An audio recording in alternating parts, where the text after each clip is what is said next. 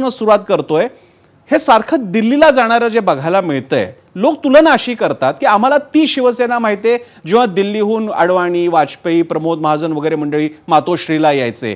मग असे आता दिवस काय पालटले आहेत की शिवसेना प्रमुखांना, तांत्रिकदृष्ट्या शिवसेनेचे प्रमुख हे एकनाथ शिंदे, ते स्वतःला शिवसेना प्रमुख म्हणून घेत नाही, पक्षाध्यक्ष म्हणून घेतात. पण मग शिंदेना सारखं दिल्लीला का जावं लागतंय?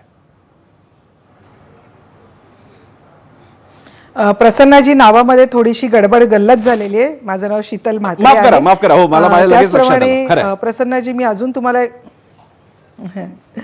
प्रसन्नाजी, दुसरी महत्वाची गोष्ट म्हणजे मला खरं तर राऊत हे खासदार आहेत, सामन्यासारखा एका दैनिकाचे संपादक देखील आहेत, आणि हे ज्या पद्धतीने धडधडीत खोटं बोलतायत.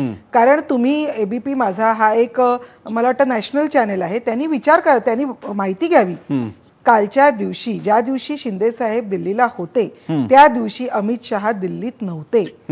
त्याच्यामुळे मी आता तुम्ही दाखवत होता तेव्हा मी बघत होते आणि मला हसू आवरत नव्हतं. त्यांनी डायलॉग सकट सांगितलं की काय चर्चा झाली, काय बोलले, कशा पद्धतीने हिंदीत डायलॉग्स, हे सुद्धा त्यांनी केले. म्हणजे जे घडलंच नाही ते घडलं हे ही व्यक्ती अतिशय ठामपणे सांगते. मला खरोखर कमाल वाटते त्यांच्या कल्पना विलासाची. कारण सतत ही व्यक्ती खोटं बोलतेय, रेटून बोलते. आम्ही तर हेही म्हणतो की त्यांना बहुतेक मानसिक आजार झालेला आहे, त्यांना आता हॅल्युसिनेशन व्हायला लागले. जे घडलेलंच नाहीये ते घडलंय आणि त्याचे डायलॉग सुद्धा सांगतायत ते, याची मला कमाल वाटते. खरं तर आम्ही परत सांगतोय आणि परत एकदा सांगतोय की आमचा जो जी केस आहे त्याच्यासाठी आमच्या वकिलांना घेऊन स्वतः शिंदे साहेब तिकडे वकिलांना भेटायला गेले होते. त्याच्यामुळे या पद्धतीने, म्हणजे त्यांनी चाफ्याचे फुलं घेऊन गेले, त्यांनी कशा पद्धतीने पूजा केली, हे काय आहे? हे एका खासदार राहिलेल्या व्यक्तीला शोभतं का? जे घडलंच नाही ते घडलं हे सांगतात. दुसरा मुद्दा, तुम्ही जो दिल्लीचा मुद्दा म्हणालात, मला वाटतं उद्धव ठाकरे आणि आदित्य ठाकरे हेही अनेक वेळेला सोनिया गांधींना भेटायला गेले होते, सोनिया गांधींच्या दारी गेले होते.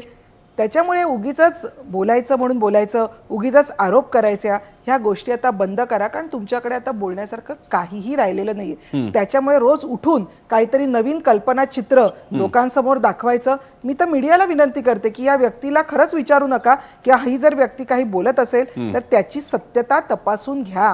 कारण ही व्यक्ती आता फक्त बोलते, कारण त्यांनी अनेक वेळा सांगितलंय मी आरोप करतो आणि ते आरोप खरे आहेत किंवा खोटे आहेत हे मीडियाने सिद्ध करावं. तर मला वाटतं या व्यक्तीची विश्वासार्हता संपलेली आहे आणि या व्यक्तीचा मानसिक आजार हा बळावायला लागलेला आहे. बरं, मला तुम्ही सुरुवात तर करून दिलेली आहे. मी हाच प्रश्न घेऊन जातो अतुल लोंढेंकडे. मी भाजपकडे सगळ्यात शेवटी जाणार आहे. अतुल लोंढेजी, त्यांनी मगाशी उद्धव ठाकरेंच्या भेटीबद्दल पण सांगितल्या होत्या, पण ती मविया जेव्हा सुरुवात होत होती तेव्हा हे खरं आहे, उद्धव ठाकरे आदित्य ठाकरेंसोबत सोनिया गांधींना भेटायला गेले होते. पण तुलना